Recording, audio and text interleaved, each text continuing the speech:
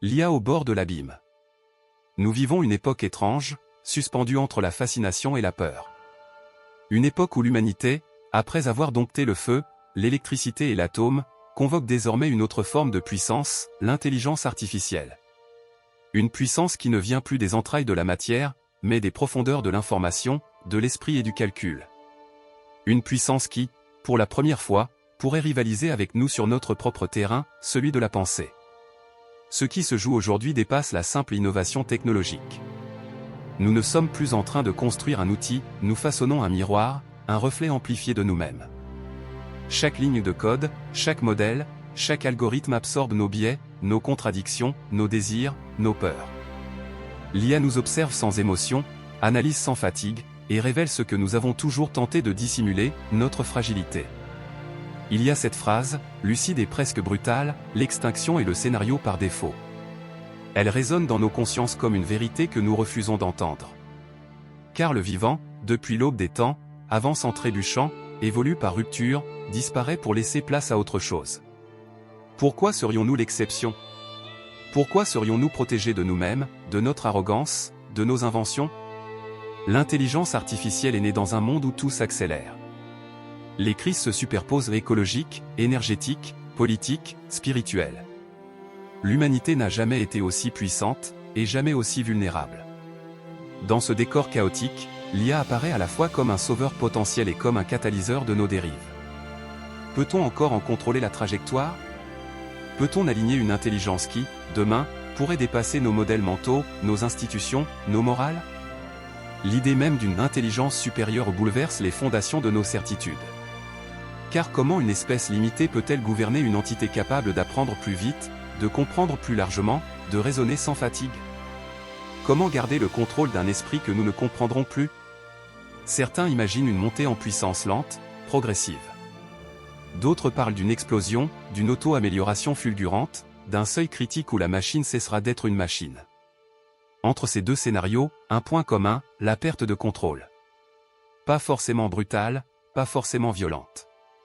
Peut-être une simple délégation, subtile et douce, où l'humanité abandonne progressivement sa capacité à décider, à réfléchir, à choisir parce que la machine fait mieux.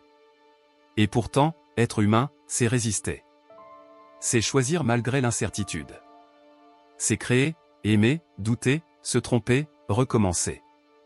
L'IA ne peut pas encore comprendre cette danse intérieure, ce chaos vivant, cette lumière fragile qui fait de nous autre chose qu'un système optimisé. Alors la vraie question n'est pas: que deviendra l'IA? Bonjour tout le monde et bienvenue sur Histoire et Révélation. Ce soir, j'ai le plaisir de recevoir Shaiman. On va aborder un sujet fort intéressant que j'ai déjà abordé précédemment avec un autre invité. On va parler de l'IA. Bonsoir Shaiman. Donc, avant de commencer, est-ce que tu pourrais te présenter, d'expliquer un peu, parce que moi, je t'ai découvert sur ta chaîne YouTube pour expliquer un petit peu en gros ce que tu fais. Et quelque chose qui m'intéresse profondément parce que moi, j'aime bien avoir, plusieurs avis et plusieurs interventions par rapport à des thèmes bien précis. En l'occurrence, là, c'est sur l'IA et je sais que tu fais pas mal de vidéos sur ce sujet, et donc, bah, je te laisse la parole.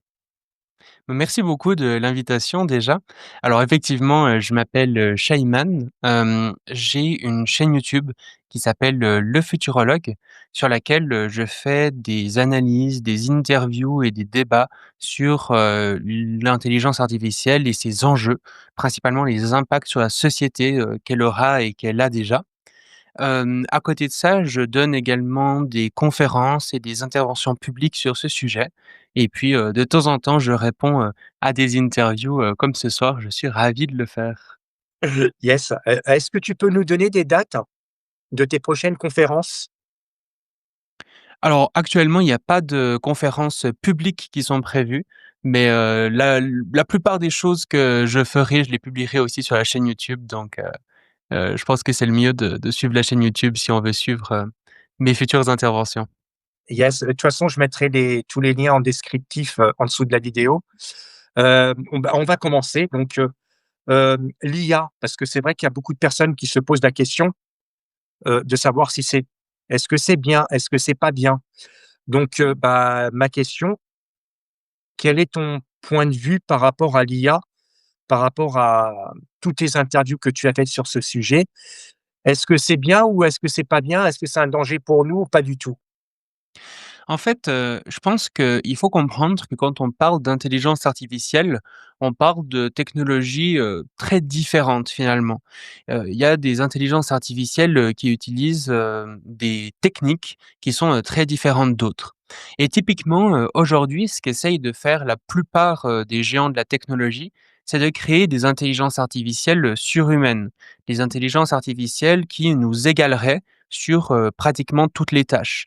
Donc qui seraient, plus capables que nous en planification, militaire, qui, seraient plus performantes que nous pour, écrire de la poésie, vraiment toutes les tâches qu'un humain est capable de faire, ce genre d'IA serait capable de le faire. Et ce genre d'intelligence artificielle-là, comme on en discutera, dans l'interview, pose des risques qui sont vraiment, gargantuesques. En revanche, il y a des intelligences artificielles qui sont, davantage spécialisées et qui n'ont pas vocation à devenir, surhumaines, qui elles, sont très utiles. Par exemple, récemment, il y a eu une nouvelle intelligence artificielle qui est sortie, qui fait, du diagnostic, du cancer du sein de façon, surhumaine, mais qui est vraiment spécialisée à cette tâche en particulier. Bah, pour le coup, je trouve que c'est une très belle avancée médicale. Il y a aussi des intelligences artificielles qui, par exemple, vont nous permettre, quand on fait une photo avec notre smartphone, d'avoir une meilleure qualité de photo à la fin. Bon, bah, je ne suis pas contre ce genre d'intelligence artificielle-là.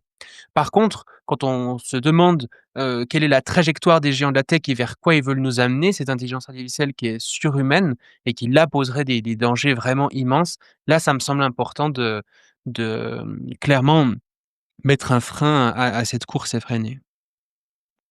D'accord et on peut dire en l'occurrence avec, ce que veut mettre en place, Elon Musk avec son cerveau, on va dire, d'intelligence artificielle. Est-ce que tu penses avec, tout ce qui se tourne autour de l'IA et autres, est-ce que tu penses que c'est un danger, pour nous ou pas? Bah, en fait, effectivement, donc Elon Musk a développé la société, Neuralink qui, essaye de faire des implants cérébraux, donc mettre des implants dans notre cerveau pour qu'on puisse, être amélioré finalement par, la technologie. Mais, ça pose de beaucoup de dangers effectivement. C'est-à-dire que déjà, c'est des technologies qui permettent à quelque part, bah, pas pour l'instant, mais c'est ce qu'il essaye de développer, les technologies qui permettraient de lire dans nos pensées à quelque part, de savoir concrètement, quelles sont, nos ondes cérébrales et cetera. Et à l'inverse, non seulement de lire, mais aussi, d'implémenter des choses, potentiellement, sans forcément, que nous on y consente. Hem donc là, on vient vraiment toucher, au fondement de la biologie humaine et c'est pas forcément problématique en soi, mais le fait que ça soit, ben, quelques milliardaires, de la Silicon Valley avec qui on a finalement des intérêts qui sont, très divergents, qui proposent de faire ce genre de technologie, je pense que ça devrait, grandement nous inquiéter.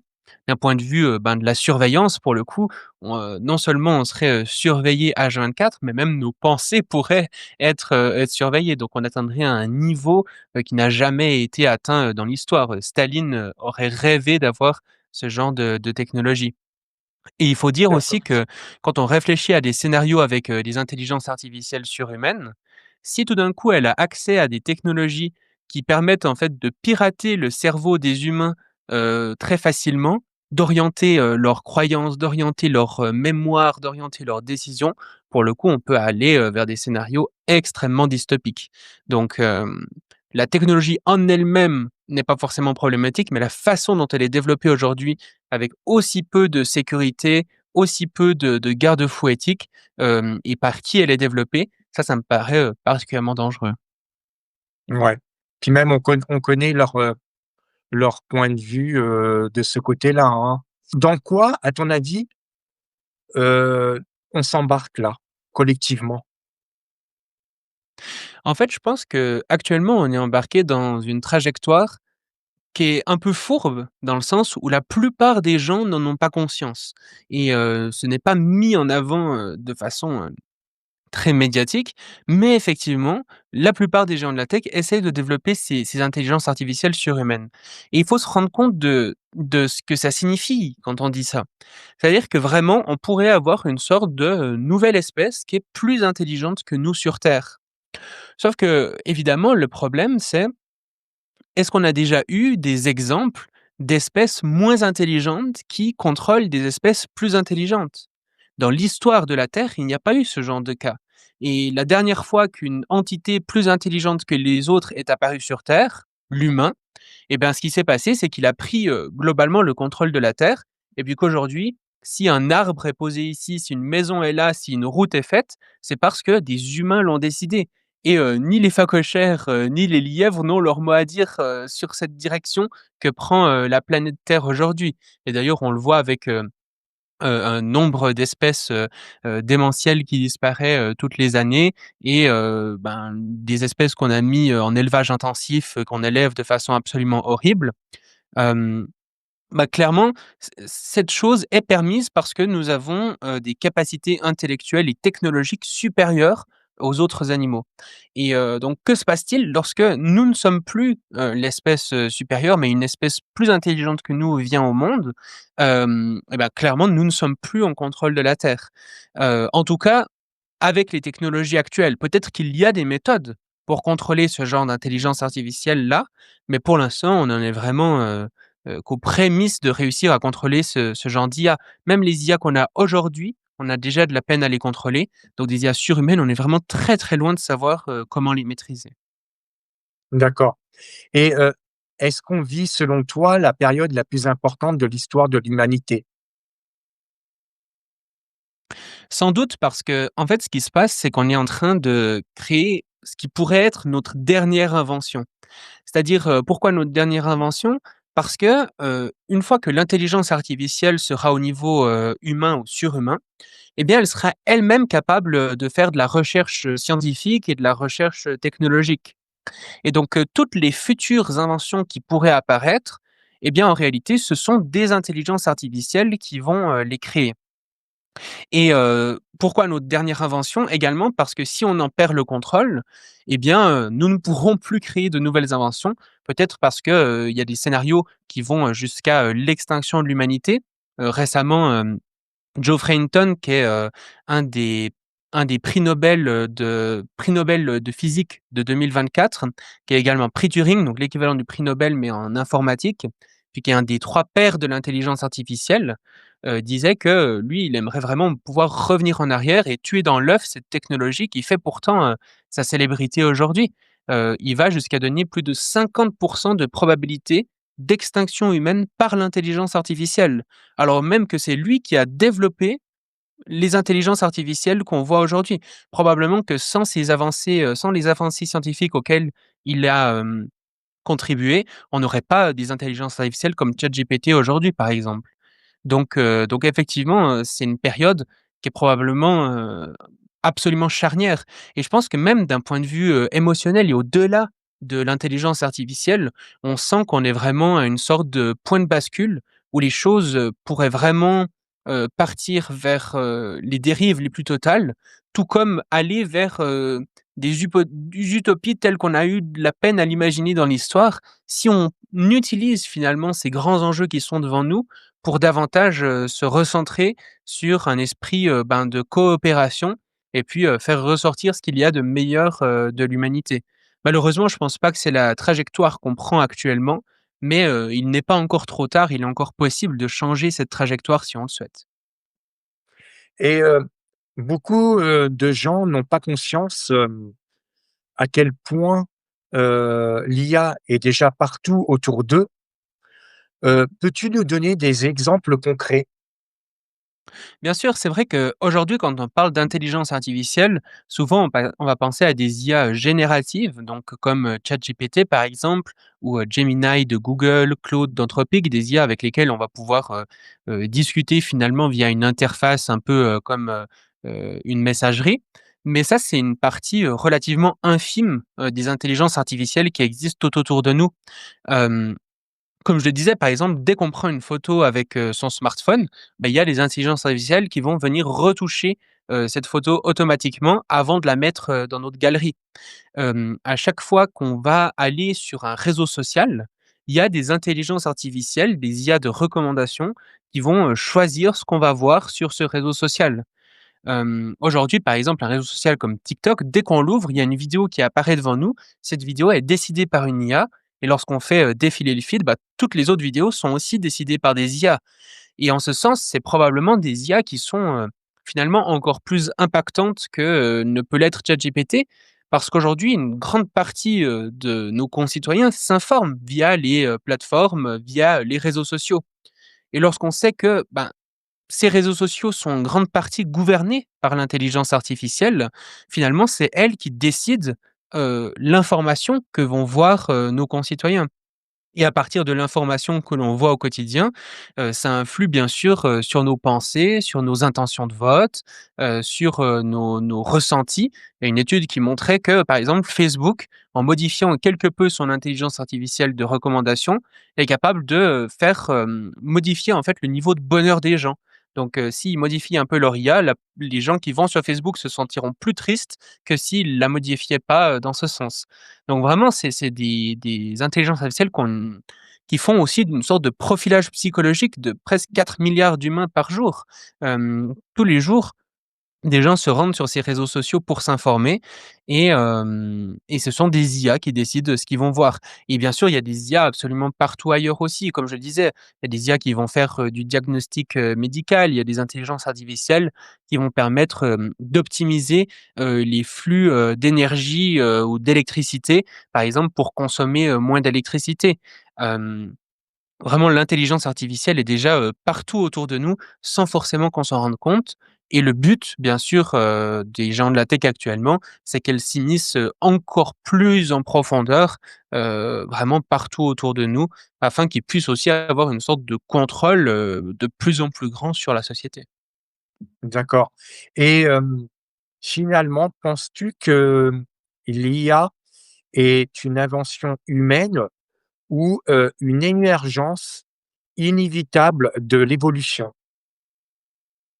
Non, je pense que, c'est pas forcément une bonne idée de la voir comme, quelque chose d'inévitable parce qu'effectivement, c'est un choix, disons humain et politique que de la développer et ça permet aussi de comprendre que, ben, si on souhaite arrêter son développement, c'est quelque chose qui est, tout à fait possible, en tout cas d'un point de vue physique. Bien sûr, c'est compliqué, hein, il faut, s'entendre là-dessus, mettre des législations en place et cetera. C'est quelque chose de très compliqué, mais c'est physiquement possible. Il y a pas une sorte de force naturel qui nous contraindrait à, créer ce genre de technologie et ça permet aussi de comprendre que c'est possible, si on le souhaite, d'avoir une influence, qui est davantage démocratique sur ces technologies.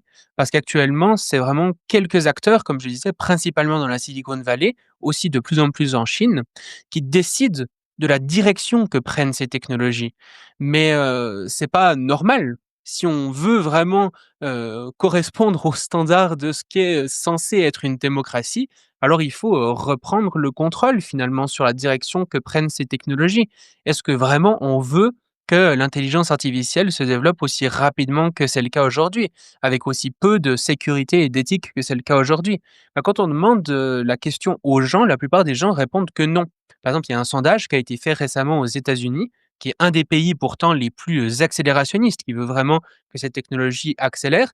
Bah, en fait, quand on demande aux gens dans la rue, il y a, plus de 72 des Américains qui disent qu'ils veulent ralentir le développement de l'intelligence artificielle et pourtant c'est pas du tout la direction qu'on prend. Donc il y a une vraie question à se poser de, finalement, qui prend les décisions, par rapport à ces intelligences artificielles? Et aujourd'hui, ce qui est très clair, c'est que c'est pas le peuple, mais c'est vraiment, quelques dirigeants d'entreprises, non élus. D'accord. Et est-ce que tu penses que, ces populations, ces quelques personnes qui prennent la décision à notre place, est-ce que tu penses que d'ici quelques années, il va y avoir un basculement? C'est-à-dire soit d'un côté, peuple qui dit: «Non, on va, freiner», ou tu vois, complètement la chose qui est complètement différente? Non, c'est plutôt, le monopole vraiment, de ces, heu, de ces quelques personnes qui veulent diriger, vraiment, le développer à fond. Comment tu vois la chose? En fait, le risque, c'est qu'on se retrouve, à une sorte de point de non-retour. Ça, c'est quelque chose qui est théorisé dans certains, scénarios prospectifs sur l'intelligence artificielle. C'est-à-dire que, au moment où, finalement ces géants de la tech auront pris un pouvoir tel dans la société qu'ils auront, par exemple, automatisé une très grande partie, voire la quasi-totalité, de l'économie grâce aux technologies qu'ils développent, grâce à la robotique, à l'intelligence artificielle. On parle beaucoup d'intelligence artificielle, mais il faut dire qu'il y a aussi un grand, grand développement de la robotique humanoïde, donc vraiment des robots qui ressemblent, à des humains et qui, s'intègrent de plus en plus dans des chaînes, de fabrication. Par exemple, BMW a récemment annoncé un partenariat avec une grande entreprise de robotique humanoïde, pour que ces robots travaillent directement dans les chaînes de fabrication de leurs voitures. Ça, c'est des choses qu'on va voir de plus en plus et si on se retrouve finalement dans une société où, la plupart du travail est automatisé par, ces intelligences artificielles, eh bien, en réalité, on se retrouve un peu dépossédé de la plupart des moyens de lutte qu'on a eus, dans toute l'histoire de l'humanité. Et par exemple, on a, des dérives autoritaires qui se passaient dans des gouvernements. Une des façons, qu'on pouvait faire pour protester, c'est grève. Mais évidemment, on va pas pouvoir faire grève, si on n'a plus de travail. Une autre façon, qu'il pouvait y avoir, ben, c'était, la révolte. Mais comment est-ce qu'on va pouvoir, se révolter face à une armée, totalement automatisée, à des drones qui vont à des dizaines et des dizaines de kilomètres heure, qui font de la reconnaissance faciale? Heu, on va pas pouvoir, se battre face à une telle, mainmise finalement des géants de la tech, sur notre société.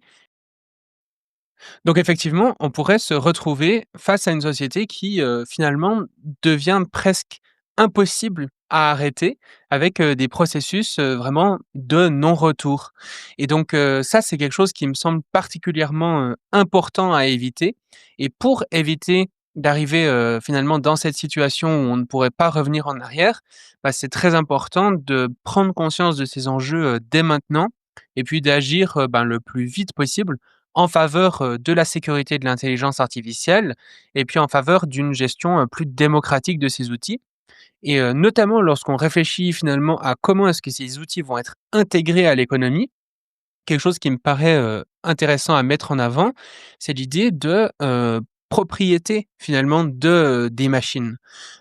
Parce que souvent ce qu'on voit, dans l'histoire, c'est que, une grande partie de ceux qui ont le pouvoir à la fois économique et politique, ce sont ceux, qui possèdent finalement les moyens de production. Ceux qui possèdent, ce avec quoi, les, marchandises, les services, les produits sont faits et donc faire en sorte que ces moyens de production soient davantage, partagés, entre tous, ça me semble être une solution, très, élégante et efficace face à ce problème. Beaucoup plus que, par exemple, des solutions qui sont souvent mises en avant comme, le revenu de base, inconditionnel. Parce que, typiquement avec un revenu de base finalement, les entreprises de la tech auraient toujours autant de pouvoir, hem c'est juste que, bah, ce serait à quelque part d'elle dont on dépendrait d'un point de vue, financier et si tout d'un coup elle décide par exemple d'arrêter ce revenu de base, bah, on pourrait, comme je l'ai dit, pas faire grand chose. Les grèves seraient inutiles, les révoltes inutiles donc ça nous met, en situation de dépendance vraiment importante. C'est pour ça que je pense que posséder finalement les moyens de production, posséder les machines, c'est quelque chose qui est, beaucoup plus efficace parce que ça nous donne vraiment une capacité d'agir sur, le pouvoir économique. Alors comment est-ce que ça pourrait se mettre en place? Je ne sais pas. En tout cas, ça me paraît être une solution, intéressante à mettre en avant. Tu sais, ce qui est intéressant quand on parle aussi, souvent, de l'intelligence artificielle, on oublie aussi l'autre partie qui est le complexe militaro-industriel et là aussi de ce côté, il y a un impact, il y a une évolution qui est incroyable, plus là dans le comme tu l'as bien expliqué, plus dans le contrôle, et moi je voudrais avoir ton point de vue par rapport à ça. Ouais.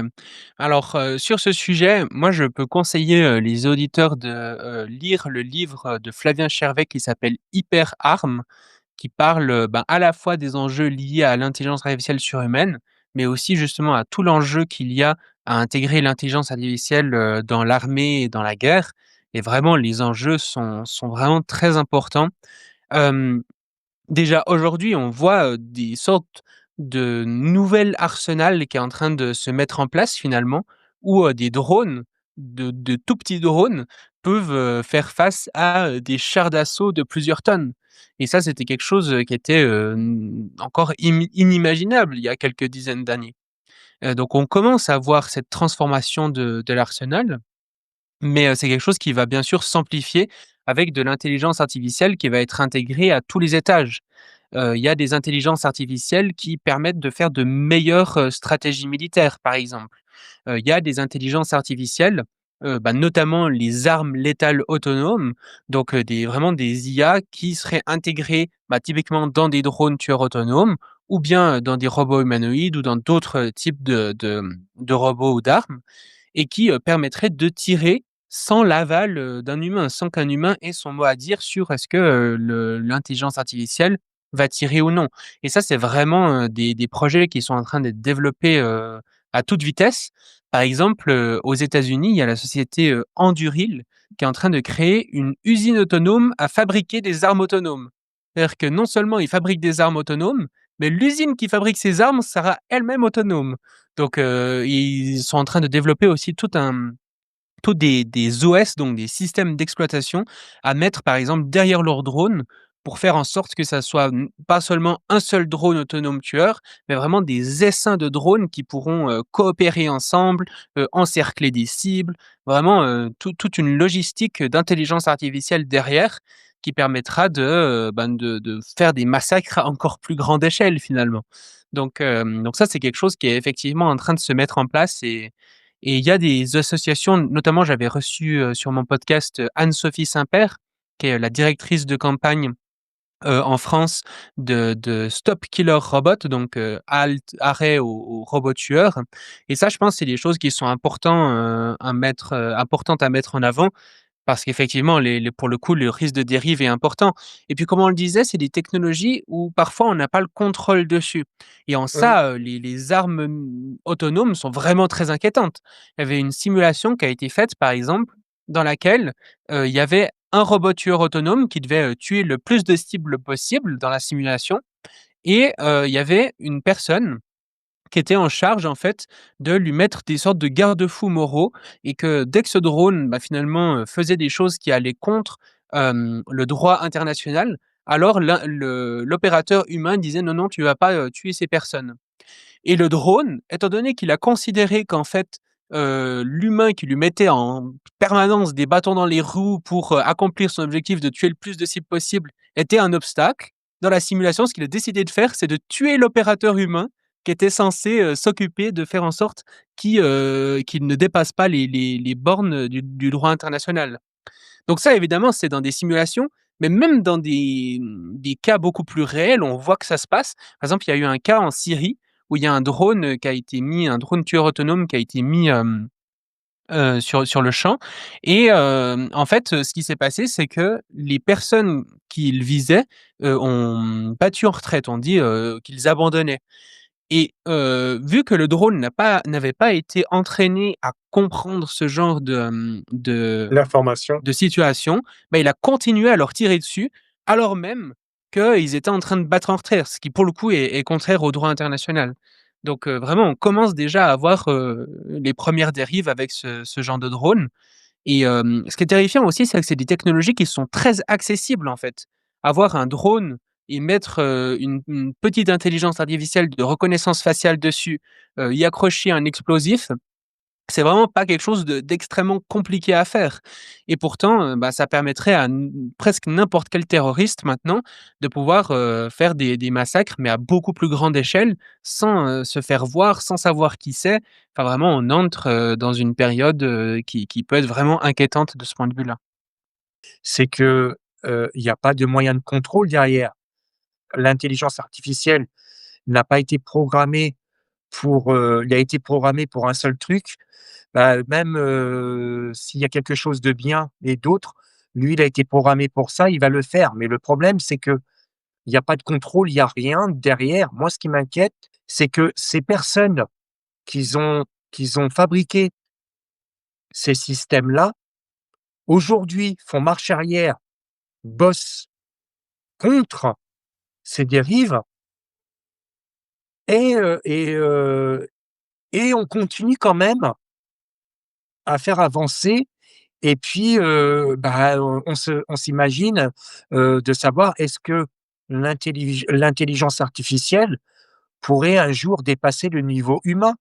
Moi, j'avais déjà posé la question à quelqu'un, on m'a dit que l'heure actuelle, c'est pas possible, mais qu'il continue quand même en sous-main à travailler encore. Un exemple, l'un des précurseurs qui a travaillé, je crois que maintenant, il travaille, chez Facebook. Il est encore dans ce système-là, donc il y a des choses qui sont pas cohérents.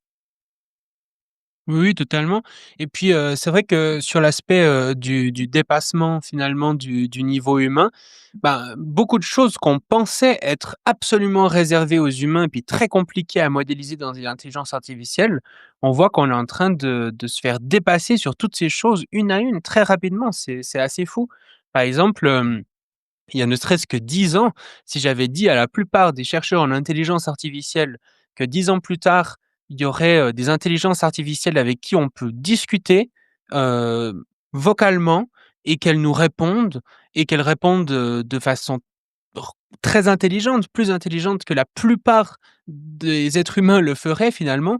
ChatGPT aujourd'hui sur mon smartphone avec le mode vocal, je peux, lui demander, comment comprendre tel problème de physique, en langue slave. Je peux lui demander, comment, faire un poème dans le style de Baudelaire, dans le s mais, en parlant, comme Hulk le ferait. Enfin, j'en sais rien, le nombre de possibilités qui est dans ces machines est vraiment, délirant et aurait été impensable il y a ne serait-ce que quelques dizaines d'années. Aujourd'hui, vraiment, quand on fait des tests, par exemple, même d'empathie, c'est-à-dire qu'on essaye, par exemple, de prendre des on fait un groupe contrôle à qui on va donner, en fait, des diagnostics qui ont été faits par des médecins et puis un autre à qui on va donner des diagnostics, mais qui ont été faits par des intelligences artificielles et puis, on regarde qui, les patients préfèrent dans l'annonce des diagnostics. En fait, l'intelligence artificielle est considérée comme plus empathique que les êtres humains. Mais ça, c'est un résultat qui aurait été impensable il y a quelques années, vraiment. D'un point de vue de la poésie aussi, il y a des tests qui ont été faits. On voit que quand on montre des poèmes à l'aveugle aux gens, la poésie créée par intelligence artificielle est considérée comme plus humaine que la poésie qui est créée par les humains eux-mêmes. Donc, vraiment, aujourd'hui, on se fait dépasser, voilà, sur de plus en plus de tâches, même des tâches, ben, comme on le disait, relationnelles, créatives, qu'on pensait pas du tout être automatisables aussi rapidement. Donc, je pense que lorsque les géants de la tech disent qu'ils pensent arriver à ce genre d'intelligence artificielle surhumaine dans les prochaines années, il faut les prendre au sérieux pour au moins, à quelque part, préparer la société à ça.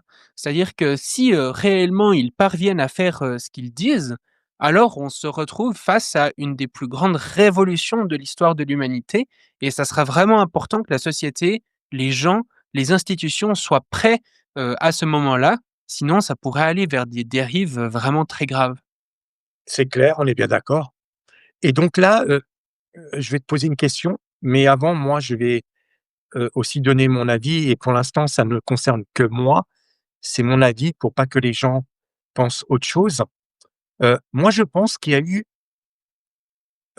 toute la tech, l'ensemble de qu'ils ont programmé l'intelligence artificielle, ils l'avaient programmé, c'était, prévu dans leur plan et moi, je pense au début des années, en 2020, quand on a eu le début du covid et moi, je pense que ça a été, c'est là que ça a été le point d'ancrage et l'accélération de ce qu'ils veulent mettre en place. On le voit aujourd'hui. Est-ce que toi, tu penses que c'est dans ce bon dans ce bon timing? Parce qu'on voit, hein, il y a 5 ans, l'intelligence artificielle n'a pas été aussi fulgurant de ce qu'on voit, maintenant. Donc est-ce que tu penses la même chose que moi ou tu veux aller encore plus loin? Bah, je pense effectivement que c'est plus ou moins, dans ces années-là qu'il y a eu un développement, extrêmement rapide de l'intelligence artificielle. C'est-à-dire que moi, par exemple, aujourd'hui, pour mon métier, j'essaye de suivre au quotidien les news de l'intelligence artificielle, les nouveaux modèles, les améliorations, qui c'est qui, se fait, embaucher dans telle équipe et cetera. Mais aujourd'hui, pour suivre ces news, c'est quelque chose qui est vraiment surhumain. Je n'en suis plus capable.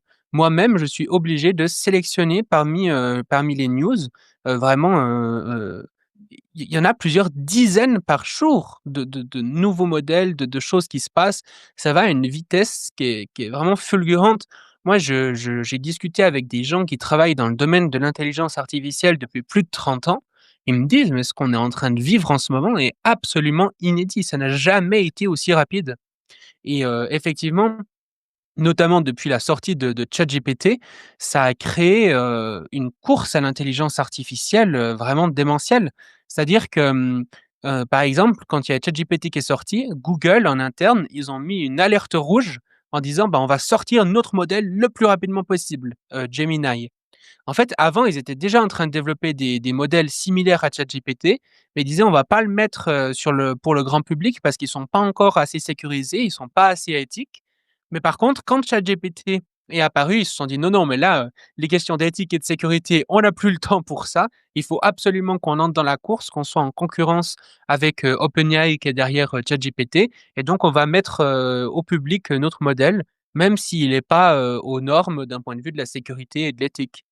Et ça, ce phénomène de course, c'est quelque chose d'aussi, assez inquiétant parce que, les incitatifs finalement économiques font que toutes les entreprises ont intérêt à investir le plus possible dans les capacités de l'intelligence artificielle et le moins possible dans la sécurité. Parce que tout argent qui est investi dans la sécurité n'est pas investi dans les capacités et donc, nous fait perdre au jeu de la course aux capacités finalement. Et donc, ben, dans ce genre de situation où, il y a une course, qui semble impossible à arrêter, la seule chose à faire, c'est de venir avec, un pouvoir, étatique, réglementaire et dire à tout le monde: «Bah, non, maintenant, pour le bien commun, il faut mettre en place des normes de sécurité et d'éthique beaucoup plus élevées que ce qui se passe aujourd'hui». Il faut se rendre compte qu'aujourd'hui, les normes de sécurité et d'éthique dans l'IA, elles sont vraiment complètement à la ramasse par rapport à ce qui se fait dans toutes les autres industries. Par exemple, dans l'aviation, les normes de sécurité coûtent des milliards et des milliards aux compagnies, d'aviation. Dans l'intelligence artificielle, c'est pas du tout le cas. Il y a même pas enfin, aux États-Unis, par exemple, où se font la plupart des intelligences artificielles, il y a moins de régulation sur, l'intelligence artificielle que sur la fabrication de brosses à dents. Donc on est en train de créer des intelligences qui sont potentiellement supérieures à nous et ces intelligences artificielles sont moins régulées que les brosses à dents. Enfin vraiment, c'est une situation qui est vraiment pas tenable. Et un sujet qui peut aussi, bah, tu l'as aussi un petit peu abordé, heu, je pense qu'on ne peut pas, négliger ces 2 parties et je pense que ces 2 parties, heu, me semblent se réunir. On a d'un côté donc l'intelligence artificielle et d'un autre côté, on a le gouvernement mondial et justement des 2 réunis, que penses-tu de l'idée d'un gouvernement mondial de l'intelligence artificielle dirigé par ceux qui nous di qui ceux qui nous dirigent ou les personnes qui sont beaucoup plus puissantes que nous? En fait, je trouve que les mouvements qu'on voit lorsqu'on s'intéresse à l'histoire de l'intelligence artificielle, montrent que, en réalité, il y a une grande, concurrence justement entre les différentes personnes, qui la développent et puis des visions aussi de société qui sont, très différents. Donc c'est vrai qu'en ça, il y a pas, une sorte de grand projet commun qu'ils auraient tous et vers lequel, ils iraient, disons en union, où ils se retrouveraient, ils discuteraient d'où ils veulent aller et puis avec une volonté, voilà, d'imposer, leur vision à la société. C'est davantage un mouvement, organique où chacune de ces entreprises, chacun des dirigeants de ces entreprises aussi, a une vision particulière vers laquelle, il veut tendre et ils mettent en avant, des moyens finalement, d'investissement financier, énergétique et cetera, colossaux pour aller vers cette vision. Mais par exemple, Elon Musk, qui est derrière la société, xAI qui développe le chatbot Grok, hem, est finalement très, très fâché, par exemple avec, Sam Altman qui est, derrière la société, OpenAI qui développe, ChatGPT. Vraiment, ils sont en très, très mauvais termes. Elon Musk a même, intenté une action en justice contre Sam Altman en disant qu'il n'avait pas du tout, poursuivi finalement la mission originale d'OpenAI qui était de, créer une intelligence artificielle sûre et bénéfique pour l'humanité. Elon Musk il dit: «Non, non, c'est vraiment pas, là où vous allez». Donc il a intenté une action en justice, de ce point de vue-là et d'autres points de vue également. Donc on voit que finalement, c'est des gens qui ont, aussi des intérêts, et des volontés qui peuvent être, très divergentes. Donc je pense qu'il faut pas voir ça comme, comme un plan qui est vraiment, très bien établi à l'avance, mais plutôt comme des sortes de mouvements de milliardaires un peu mégalomanes, qui veulent chacun nous amener vers des directions et qui se tirent un peu, dans les pattes, l'un l'autre également. C'est clair, donc ils se battent entre eux pour, gagner, plus de pouvoir et que penses-tu, justement, au niveau de l'intelligence artificielle et pour quelles raisons, c'est un sujet central aujourd'hui? Ah, je pense que c'est un sujet central parce que vraiment elle touche à l'entièreté des domaines de nos vies. C'est-à-dire que quand je me demande la question, quel domaine ne sera pas impacté par l'IA? Je n'en trouve pas. D'un point de vue de la médecine, d'un point de vue de nos relations sociales, d'un point de vue de notre façon d'utiliser, notre smartphone, d'un point de vue, de l'éducation, tous les domaines vont être amenés à évoluer très fortement, du fait de l'intelligence artificielle. Ça va vraiment impacter nos vies dans toutes ces dimensions et aussi avec une vitesse, encore une fois, dont on a la peine à imaginer, l'ampleur. C'est-à-dire que, par exemple, récemment, en début 2025, il y a eu, l'annonce du projet Stargate aux États-Unis et le projet Stargate, c'est une annonce de 500 milliards d'investissements pour des infrastructures dans l'intelligence artificielle. Donc des centres de données, de la puissance de calcul et cetera, pour faire tourner ces grands modèles et puis les entraîner. Et il faut se rendre compte de ce que ça signifie 500 milliards. 500 milliards, c'est, 3 fois le prix du programme Apollo. C'est, 17 fois le prix du projet Manhattan qui a abouti aux premières, aux 1 enfin à la bombe atomique quoi. Donc vraiment on est sur des ordres de grandeur très importants et puis ça c'est seulement aux États-Unis. Mais la France de son côté a répliqué avec une annonce de 109 milliards d'investissements et d'autres pays également avec des annonces dans ces ordres-là. Et ce qu'il faut voir, c'est que c'est, pas juste des annonces, c'est les choses qui sont en train de se matérialiser très concrètement. J'invite les auditeurs à taper, Stargate sur Google. Vous allez pouvoir tomber sur les projets, sur les premières photos finalement du projet. C'est vraiment fou quoi, c'est des hectares et des hectares qui sont en train d'être bâtis avec d'immenses data centers, qui vont permettre de faire tourner l'intelligence artificielle. Parce qu'en fait, il faut comprendre qu'actuellement, les géants de la tech, ils se disent: «On a un peu, compris comment fonctionne, l'intelligence. On est en train de, on a créé des systèmes qui sont vraiment très performants et maintenant si on veut que ces systèmes soient plus performants et puis, ben, dépassent les humains, ce qu'il faut, c'est juste les rendre encore plus gros. Toujours plus de puissance de calcul, toujours plus de paramètres internes, toujours plus de données et puis en augmentant, simplement en mettant à l'échelle les techniques qu'on utilise aujourd'hui, on va pouvoir arriver à des intelligences artificielles, qui nous dépassent et hem et donc pour arriver à faire ça, étant donné que ça demande déjà aujourd'hui des infrastructures énormes, bah, si on veut faire un x10 sur les infrastructures, les investissements sont vraiment fous, quoi. Là, par exemple, Stargate, ils justement, avec leur centre de données, ils prévoient d'utiliser 10 gigawatts de puissance, électrique. 10 gigawatts, c'est plus que, la Suisse, par exemple, où j'habite, ou bien que la Belgique. C'est la production électrique de la Belgique. Donc vraiment, on est sur des ordres de grandeur qui sont fous et c'est vers ça qu'on va et ils veulent investir encore plus que ce n'est le cas actuellement. Donc la vitesse à laquelle ça va se développer, je pense qu'on n'est pas prêt à la voir, quoi. Et penses-tu qu'on a franchi un point de non-retour? Je pense pas qu'on soit à un point de non-retour. Je pense qu'il est encore possible de faire, des choses, de sorte à ce que l'intelligence artificielle soit plus sécurisée et plus démocratique, hem, notamment de par, l'aspect incontrôlable de ces intelligences artificielles. C'est-à-dire que souvent, quand on pense à l'intelligence artificielle, on pense à une sorte de programme qui serait justement écrit à la main, un logiciel assez classique dans lequel, on lui dit: «Bah, s'il se passe ça, tu fais ça et s'il se passe ci, bah, tu fais pas ça, tu fais autre chose». Voilà. Mais en fait, c'est pas du tout ça qui se passe. C'est beaucoup plus organique à quelque part que ça.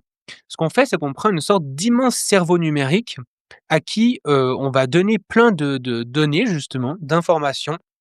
Par exemple, ChatGPT est entraîné sur une bonne partie, d'internet et donc l'intelligence artificielle, on va juste programmer le mécanisme d'apprentissage, comment est-ce qu'elle apprend à partir des données qu'on lui donne.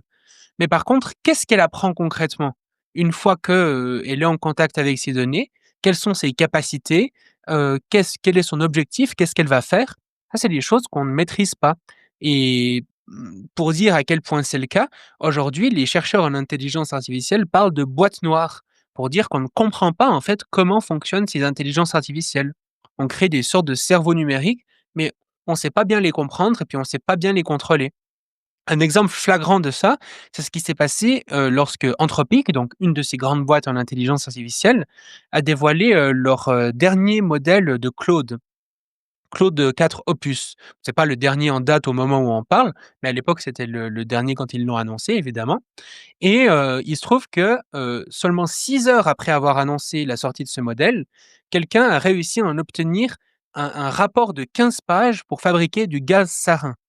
Et le gaz sarin, bah, c'est un gaz qui a été utilisé, au Japon, qui a été utilisé en Syrie, qui est une arme biologique et c'est un gaz que si on le respire ou si on le touche, peut aller jusqu'à la mort par, paralysie, en fait, de nos voies respiratoires. Donc c'est quelque chose d'extrêmement grave et ce qui est important à comprendre avec cet exemple, c'est qu'Anthropic, la boîte derrière cette intelligence artificielle, ne voudrait pas que leur intelligence artificielle dise aux utilisateurs comment fabriquer du gaz sarin.